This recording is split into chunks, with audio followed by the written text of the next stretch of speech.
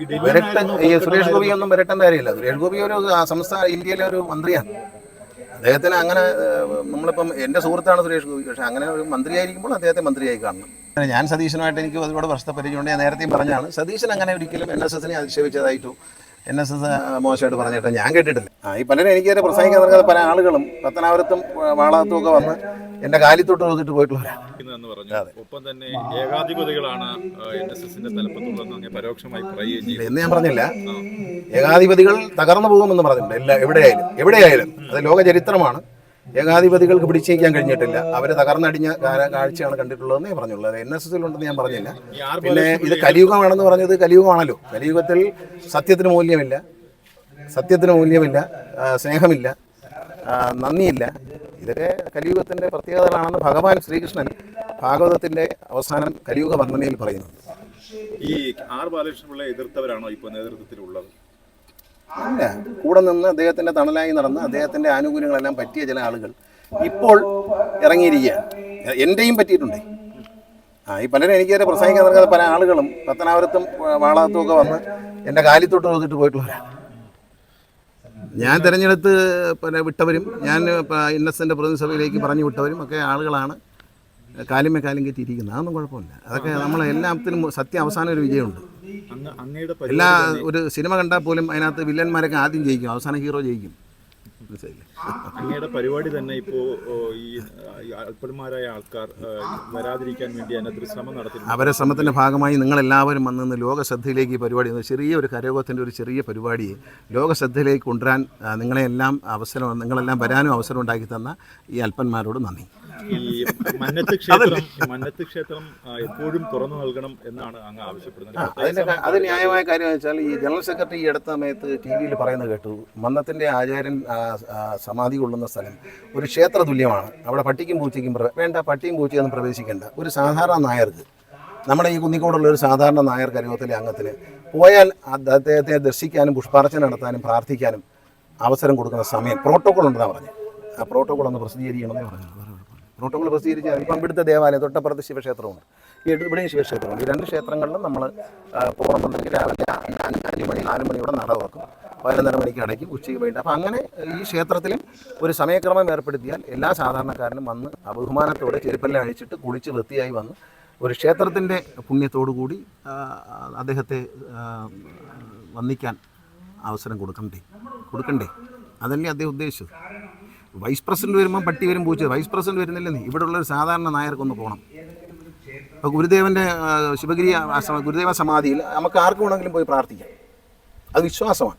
അതുപോലെ തന്നെ മന്നത്ത് ആചാര്യൻ ദൈവതുല്യമായി കാണുന്ന അനേക കോടി ആളുകൾ, നായന്മാരും അല്ലാത്തവരും ഇന്ന് ഉണ്ട്. മന്നത്ത് ആചാര്യൻ നായരുടെ നേതാവെന്ന് പറയാൻ പറ്റത്തില്ല. അദ്ദേഹത്തെ ആരാധിക്കുന്ന, അദ്ദേഹത്തിൻ്റെ പ്രവർത്തികളെയും അദ്ദേഹത്തിൻ്റെ വാക്കുകളെയും ബഹുമാനിക്കുന്ന ഒരുപാട് ആളുകളുണ്ട്. അവർക്ക് വരാനും സന്ദർശിക്കാൻ. ഇപ്പം ഇന്ന ജാതിക്കാരെ കയറാമെന്നാണ് പറഞ്ഞിട്ടില്ല. കാരണം സിറിയക് തോമസാണ് കഴിഞ്ഞ പ്രാവശ്യം അദ്ദേഹമാണ് NSS താലൂക്ക് മന്നം ജയന്തി ഉദ്ഘാടനം ചെയ്തു. അദ്ദേഹം ഹിന്ദു അല്ലേ, അദ്ദേഹം അവിടെ ചെന്ന് പുഷ്പാർച്ചന നടത്തിയല്ലോ. അപ്പോൾ അതുകൊണ്ട് അങ്ങനെ ജാതി പറഞ്ഞിട്ട് പറയാൻ പറ്റത്തില്ല. ആ ക്ഷേത്രങ്ങളാണെന്ന് അദ്ദേഹം പറഞ്ഞ സ്ഥിതിക്ക് ക്ഷേത്രങ്ങളുടെ ആചാരം അനുസരിച്ച് എല്ലാ ക്ഷേത്രങ്ങളിലും എല്ലാ ഹിന്ദുക്കളെയും പ്രവേശിപ്പിക്കണമെന്ന് പറഞ്ഞ മന്നത്ത് ആചാര്യൻ്റെ സമാധി മന്ദിരത്തിലേക്ക്, ആ ക്ഷേത്രത്തിലേക്ക് എല്ലാവർക്കും അദ്ദേഹത്തെ ആദരിക്കുന്ന, അദ്ദേഹത്തെ ബഹുമാനിക്കുന്ന എല്ലാവർക്കും കടന്നു വരാൻ, അവിടെ വന്ദിക്കാൻ അവസരം കൊടുക്കണം. അവിടെ ചെരുപ്പിട്ട് കയറാതിരിക്കാനും നായ്ക്കൾ കയറാതിരിക്കാനും ഒക്കെ ശ്രദ്ധിക്കും. നല്ലതാണ്. അത് നല്ല, അതൊക്കെ വേണം.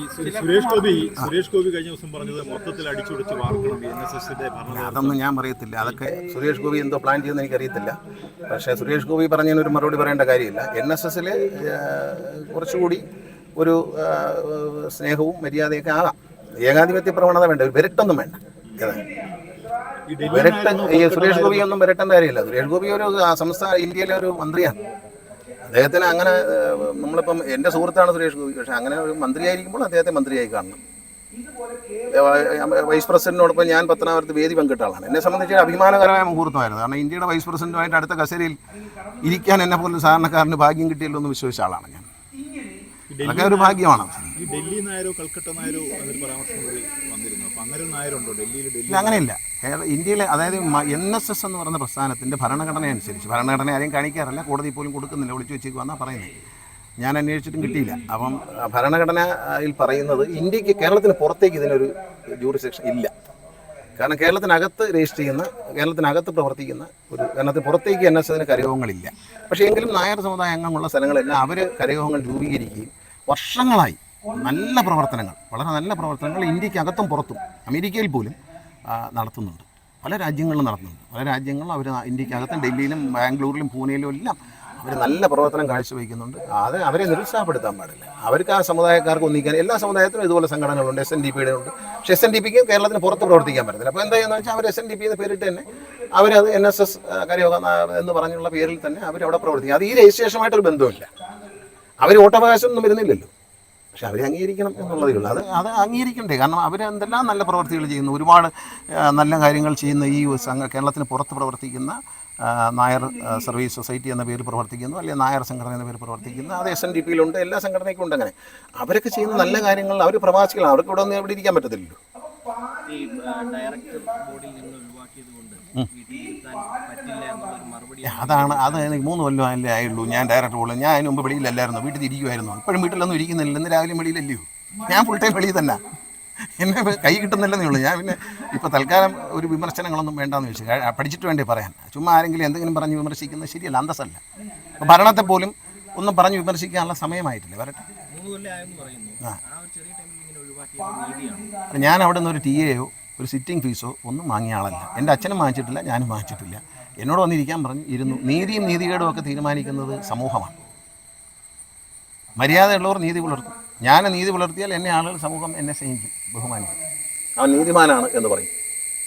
ഒരാൾ നീതിമാനാവണമെന്നാണ് ബൈബിൾ പറയുന്നത്. നീതിമാനോടൊപ്പം ദൈവം എന്നാണ് പറയുന്നത്. അപ്പം ദൈവം എപ്പോഴും ഏത് മതവിശ്വാസത്തിലും നീതിമാനോടൊപ്പമാണ് ദൈവം. ഞാൻ നീതിമാനായിട്ട് പ്രവർത്തിച്ചുള്ളൂ. ഇവിടെ പ്രസംഗിച്ചപ്പോൾ കഴിഞ്ഞ മെമ്പർ പറഞ്ഞു, അദ്ദേഹം LDFിലും ഞാൻ UDFിലും നിൽക്കുന്ന സമയത്ത് കുടിവെള്ളം കിട്ടാതെ വിഷമിച്ചപ്പോൾ അദ്ദേഹം എന്നെ വന്ന് കണ്ടു. ആ നിമിഷം 15 ലക്ഷം രൂപ കൊടുത്തു എന്നാണ് അദ്ദേഹം പറഞ്ഞത്. അദ്ദേഹം എനിക്ക് എതിർ കക്ഷിയിൽ നിൽക്കുമ്പോഴാണ്. അപ്പം അത് നീതിമാന്റെ ലക്ഷണം. ഈ ഒരു ഉടച്ചുവാർക്കൽ ആവശ്യമാണ് ഇപ്പോഴത്തെ NSS നേതൃത്വത്തിൽ. അതൊക്കെ താനേ വന്നോളും. ഞാൻ പറഞ്ഞ ഏകാധിപതികൾ തകരുകയും വീണ്ടും പല ഏകാധിപത്യ രാജ്യങ്ങളിലും അതെല്ലാം തകർന്ന ജനാധിപത്യവും കാര്യങ്ങളും വന്ന ചരിത്രം ലോകത്തുണ്ട്. ചരിത്രം ആവർത്തിച്ചുകൊണ്ടേയിരിക്കും. ആ ചരിത്രം എല്ലാവർക്കും ബാധകമാണ്. അത് സുരേഷ് ഗോപി പറഞ്ഞതുപോലെ അവിടുത്തെ കാര്യമൊന്നും ഞാൻ പറയുന്നില്ല. എവിടെയും അത്തരം തെറ്റുകൾ ഉണ്ടെങ്കിൽ തിരുത്തപ്പെടും. അത് പ്രകൃതി നിയമമാണ്, അത് ദൈവത്തിൻ്റെ നിയമമാണ്. അത് നടക്കും. ഈ ഒരാൾക്ക് എല്ലാ കാലവും ഇതിങ്ങനെ കയ്യിൽ വെച്ചിരിക്കാൻ പറ്റില്ല എന്നാണ്. അല്ല, അത് ഈ സോഡാ കുപ്പിയിൽ ഗോലി ഇട്ടാലേ പിന്നെ കുപ്പി പൊട്ടിച്ചാലേ എടുക്കാൻ പറ്റുമെന്ന് കൊണ്ട് പറയത്തില്ല. അതുപോലെ ആയിരിക്കും. എനിക്ക് അറിഞ്ഞില്ല. ഇല്ല, അങ്ങനെയൊന്നും ആക്ഷേപിക്കുന്നില്ല. ഞാൻ സതീശനുമായിട്ട് എനിക്ക് ഒരുപാട് വർഷത്തെ പരിചയമുണ്ട്. ഞാൻ നേരത്തെയും പറഞ്ഞാണ്, സതീശൻ അങ്ങനെ ഒരിക്കലും NSSനെ അധിക്ഷേപിച്ചതായിട്ടോ NSS മോശമായിട്ട് പറഞ്ഞിട്ട് ഞാൻ കേട്ടിട്ടില്ല. കാരണം എൻ്റെ ഒരു പേഴ്സണൽ സുഹൃത്തായതുകൊണ്ട് ഞങ്ങൾ പണ്ടും ഈ കാര്യങ്ങളൊക്കെ സംസാരിക്കുന്നതാണ് പേഴ്സണലി. അങ്ങനെ ഒരിക്കൽ പോലും അങ്ങനൊന്നും ഒരു സമുദായത്തെയും കളിയാക്കിയൊന്നും സംസാരിച്ചായിട്ട് എനിക്കറിയാം. ഈ പൊതിച്ചോറ് തടയുമെന്ന് ഇപ്പോൾ മുരളീധരൻ പറഞ്ഞിരിക്കുന്നു, ആരോഗ്യവകുപ്പ് മന്ത്രി. ഒപ്പം തന്നെ നേരെ സുധാകരനും ഇത് പറഞ്ഞിരുന്നു. ഇപ്പോൾ അതിന് പിന്നാലെയാണ് ആരോഗ്യവകുപ്പ് മന്ത്രി പറയുന്നത് ആശുപത്രിയിൽ കൊടുക്കുന്ന പൊതിച്ചോറ് തടയും. പാവങ്ങളെ പട്ടിണിയിലാക്കി തുടങ്ങിയല്ലേ ഉള്ളൂ. ആശുപത്രി കിടക്കുന്ന പാവങ്ങൾ ആര് പൊതിച്ചോറ് കൊടുത്താലും ഏത് പാർട്ടി കൊടുത്താലും അവരെ സംബന്ധിച്ച് ഒരു ആശ്വാസമായിരുന്നു. അത് തടയുന്നതുകൊണ്ട് കുഴപ്പമില്ല. പൊതിച്ചോറ് പകരം പുള്ളി കൊടുത്താൽ മതി, വേറെ കുഴപ്പമൊന്നും. പൊതിച്ചോറ് പുള്ളി കൊടുക്കാൻ പറ്റും, പുള്ളി കൊടുക്കണം. കാരണം ഇവർ വർഷങ്ങളായി, ഇന്നല്ല, കൊറോണ വരുന്നതിന് മുമ്പ് തന്നെ DYFI പ്രവർത്തകർ എല്ലാ താലൂക്ക് ആശുപത്രികളിലും അവർ എല്ലാ ദിവസവും കൃത്യമായി പൊതിച്ചോറെത്തിക്കുകയും അത് ആശ്രയിച്ച് ഒരുപാട് പാവങ്ങൾ, ഈ രോഗിയായിട്ട് വരുന്ന ആളുകൾ പലപ്പോഴും സാധാരണക്കാരാണ്. അവർക്ക് ജോലിക്ക് പോകാൻ പറ്റത്തില്ല, അവിടെ അഡ്മിറ്റഡാണ്. അവരെ ബൈസ്റ്റാൻഡർക്കും ജോലിക്ക് പോകാൻ ഒക്കത്തില്ല. അപ്പോൾ അവരും അഡ്മിറ്റഡ് അവിടെ. അപ്പോൾ ആ ആശുപത്രി കോമ്പൗണ്ടിൽ നിന്ന് 2 പേർക്ക് കഴിക്കാനുള്ള ഭക്ഷണം കിട്ടുമെങ്കിൽ അത് ഇല്ലാതാക്കുമെന്ന് പറയുന്നത് ജനാധിപത്യത്തിൽ ഒരാൾക്ക് മനോഹരമായ ഭൂഷണമാണോ അദ്ദേഹത്തിൻ്റെ മിടുക്കാണോ എന്നുള്ള കാര്യം ജനങ്ങൾ തീരുമാനിക്കും. ഞാനെന്തായി പറയാൻ പറയും? കാരണം പാവങ്ങൾക്ക് കിട്ടിയെന്നൊരു ആനുകൂല്യം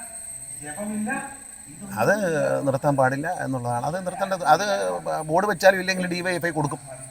DYFI കൊടുക്കുന്നത് ബോർഡ് വയ്ക്കാൻ വേണ്ടിയല്ല. DYFI ബോർഡ് വെച്ചാൽ ഇവരോടൊട്ട് വിളിക്കും. ബോർഡ് വയ്ക്കാതെയും DYFI അത് കൊടുക്കും. കാരണം അത് ഒരു നിസ്സാര കാര്യമായി നമ്മളതിനെ കാണരുത്. യൂത്ത് കോൺഗ്രസിന് ഒരിക്കലും കഴിയാത്തൊരു കാര്യമാണ് DYFI ചെയ്തത്. അവർക്കും ആകാമല്ലോ, അവർക്കും ചെറുപ്പക്കാരല്ലേ, അവരും കൂട്ടായ്മയില്ലേ, അവർക്കും ഇതുപോലെ പൊതിച്ചോറ് കൊണ്ടുപോയി എന്തുകൊണ്ട് പോയില്ല ഇത്രയും കാലം? DYFIക്കാർ മാത്രം എന്തുകൊണ്ട് പോയി? അപ്പോൾ ഒരു നല്ല കാര്യം ചെയ്യുന്നവനെ ഓടിച്ചു വിടും. ചാരിറ്റബിൾ പ്രവർത്തനം നടത്തുന്നവരെല്ലാം നാട്ടിൽ നിന്ന് ഓടിക്കും എന്നൊരു മന്ത്രി പറഞ്ഞാൽ അത് ശരിയാണ്. ഇതൊരു ചാരിറ്റബിൾ പ്രവർത്തനമാണ്. അല്ലാതെ ഈ ചോറുണ്ടവരെല്ലാം CPM വോട്ട് ചെയ്തോ? അതൊന്നുമില്ല. അതൊരു മൂഢവിശ്വാസമാണ്. അങ്ങനെ കാരണം അതൊരു നല്ല കാര്യം ചെയ്യുന്നു. DYFI പ്രവർത്തകർ അനേക വർഷങ്ങളായി ഒരു നല്ല കാര്യം ചെയ്യുന്നു. അതിനെ അപ്രീഷിയേറ്റ് ചെയ്യുന്നതിന് പകരം അത് നിർത്തലാക്കും, അത് അടിച്ചമർത്തും. അതല്ലല്ലോ ഇവിടുത്തെ കേരളത്തിലെ പ്രധാന വിഷയം. അതല്ല ആരോഗ്യരംഗത്തെ പ്രധാന വിഷയം ഇതാണോ? മരുന്നുമാരി കുത്തിവയ്ക്കലും സൂചി കുത്തിക്കയറ്റലും ഒടിഞ്ഞു വയ്ക്കലും അതൊക്കെ അല്ലേ? അതൊക്കെ പരിഹരിക്കും. അത് രാഷ്ട്രീയ വിരോധം. പണ്ട് ചുമന്നവനെ ഇപ്പം കാണുമ്പോൾ ഒരു അറപ്പ് പോകും ചില ആൾക്കാർക്ക്. പണ്ടേ ചുമന്നുകൊണ്ട് നടന്നവരെ എന്നെ ഞാനാക്കിയവരോട് എനിക്ക് വെറുപ്പും അറപ്പും തോന്നാൻ പാടില്ല കേട്ടോ. അത് നിങ്ങളെ ആളുകളോട് പറഞ്ഞേ, ചേർത്താ പറഞ്ഞു. ഒരാളെ എപ്പോഴും പോയിരുന്നു സൽക്കരിക്കുമല്ലോ. ഇന്ന് വൈദ്യുതി നിയന്ത്രണമില്ല, ഒരു ഇളവ് കിട്ടിയിട്ടുണ്ട് സർക്കാരിന്റെ ഭാഗത്ത്. വലിയൊരു ഔദാര്യമായിപ്പോയി. അത് വരട്ടെ, ആർക്കൊക്കെ വേൾഡ് കപ്പ് കാണാൻ പറ്റുന്നുള്ളതിന് കണ്ടതിന് ശേഷം പറയാം. എവിടെയൊക്കെ വൈദ്യുതി നിയന്ത്രണം ഉണ്ടായിരുന്നു, ആരൊക്കെ പന്ത് കളി കണ്ടില്ലെന്ന് നാളെ നിങ്ങളൊരു സർവേ നടത്ത്, അപ്പോൾ അറിയാം. ഇല്ലെന്ന് പറഞ്ഞല്ലേ, വരട്ടെ. ആരൊക്കെ പന്ത് കളി കണ്ടു എന്ന് അറിഞ്ഞിട്ട് ഞാൻ പറയാം. ഇപ്പോൾ പറയത്തില്ല. പന്ത് കളി മിക്കവാറും പലരും കാണുകയില്ല, ആ സമയം മണച്ചോളും. പറയും ലോഡ് കൂടിയപ്പോൾ കപ്പാസിറ്റി ഇല്ലായിരുന്നു, ട്രാൻസ്ഫോമറിന് ബലം കുറഞ്ഞുകൊണ്ട് പോയതാണെന്നൊക്കെ പറയും. ടെക്നോളജികളൊക്കെ നമ്മൾ ഇനി കേൾക്കാൻ പോകുന്നതേ ഉള്ളൂ. നാളെ വേൾഡ് കപ്പ് കഴിഞ്ഞിട്ട് കാണാൻ പറ്റാത്തവരുടെ പ്രതിഷേധത്തിൽ നമുക്കെല്ലാവർക്കും ഒരുമിച്ച് പങ്കെടുക്കാം. എന്തായാലും പവർ കട്ടല്ലത്, ഞാൻ ഇന്നലെ പറഞ്ഞു. അത് പവർ കട്ടല്ല. അങ്ങനെ ഈ പവർ കട്ട് എന്ന് പറയുന്നത് 9 മുതൽ 9:30 വരെ എന്നൊക്കെ. ഇതങ്ങനെയല്ല, 9:50 മുതൽ 10:14 വരെ, അങ്ങനെ ഒരു പുതിയ സാധനമാണത്. അത് പവർ കട്ടല്ല. നമ്മളത് അല്ല പവർ കട്ട് നമ്മൾ അത്. പിന്നെ അത് കഴിഞ്ഞൊരു 11:30 മണിക്ക് 11:26 പോകും. പിന്നെ ഒരു 12:4, 12, 16 ആകുമ്പോൾ വരും. അപ്പോൾ അത് പവർ കട്ടല്ല. എപ്പോൾ വേണമെങ്കിലും അണയ്ക്കാം. ഒന്നുമില്ല, വേറെ ഇത് ഇത്രയും കൂടുതൽ എന്ത് വേണം. ഇത് കൈ നിറച്ചു.